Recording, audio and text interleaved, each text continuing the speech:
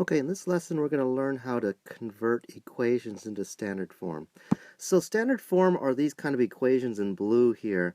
And the nice thing about equations that are in standard form are that we can read out very quickly what kind of shape it is and what kind of where the center point is for that. So to complete the square, we're going to review how to, or to convert to standard form, we're going to review how to complete the square. And then we're going to convert equations to standard form by completing the square. Here's a quick review of the warm-ups if you have worked them out. Let's move on. Here's the problem. Here is an equation which is not in the standard form, so we cannot tell, is it in a circle, is it an ellipse, what is it? So what we would really like is if we can convert it into something like this, whereby we can tell what the shape is and where the center is. To do that, we're going to start by reviewing how we complete the square of an expression. So in this expression, I have a x squared plus 8x, and I'd like to complete the square such that I have x plus, in parentheses, square instead. You know, something like this right over here. So I want to convert this into this. So to do that, what we did is we took the coefficient in front of the x, we divided it by 2, we squared it, we get 16. Of course, we need to add 16 to the other side of the equation to keep it balanced. And then we can turn this expression here, this trinomial, into this perfect square, x plus 4 quantity squared. The 4 we can kind of calculate from the 8 divided by 2. So here's some more practice problems for you to work on. I'll kind of just stop for a second. You can pause it here. I'm going to show the answers right now. Okay, let's go back to the original problem now. So let's see how we can complete the squares. We need to complete the squares twice, once for the x expressions and once for the y expressions. You see both of them have kind of a need for completing the square. So we're going to start with the x side first, and we're going to add 1 to it. 2 divided by 2 squared is 1. We add it to both sides. We take 6 divided by 2 squared is 9 and add it to both sides. Now we turn these trinomials into perfect squares, and now the nice thing about this is instantly we could see that this is our circle form. This is a circle with radius square root of 10 centered around -1, -3.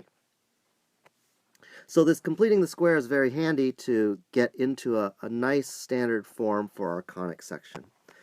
Here's a little more challenging problem.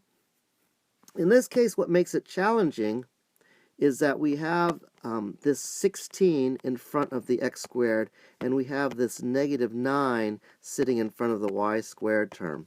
So let's see how we deal with that. First, we'll just group all of the x's and the y's together. So I'm going to group together my x's, I group together all of my y's. Then here's the key step. I'm going to factor out the 16 in the case of the x squared, and in the case of the y squared, I'm going to factor out the -9. And so even if it were just a negative y squared, I would factor out the negative such that I get a positive y squared inside here. Note, you have to be very careful here. When you factor out a negative number, -9 in this case, I need to divide this 36 by -9, so I get -4. So be very careful about this whenever factoring out a negative number. Okay, now, next line, this is an interesting step as well. I'm going to complete the squares, but when I do it, notice this. On the right-hand side, I have 16 times whatever number I plugged in to complete the square. Because I'm going to complete the square and put a number into here, but this number that I insert into the equation is actually being multiplied by 16 here. So to keep the equation balanced, I must do the same on the other side, multiplying 16 by whatever number I choose. Same thing with the this other number right here. Whatever completes the square for the y terms here, I need to multiply that by -9 right here. So I plug in the numbers to complete the square, and then I just turn the trinomials into the perfect squares. And now look at this. I have a very nice equation. I can tell it's an ellipse. I'm going to divide everything by 144 to bring this into a standard form.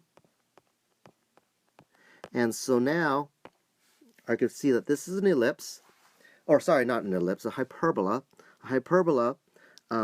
with center at 3, 2. So I have a few more problems here for you to work out.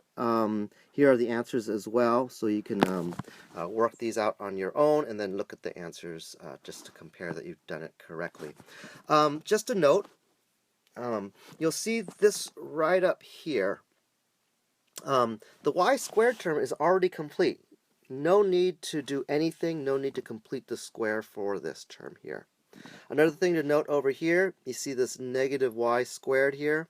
So in that case, I factored out the -1, and I turned this -4y into a +4y when I brought it inside the parentheses. So just a few things to kind of watch out for.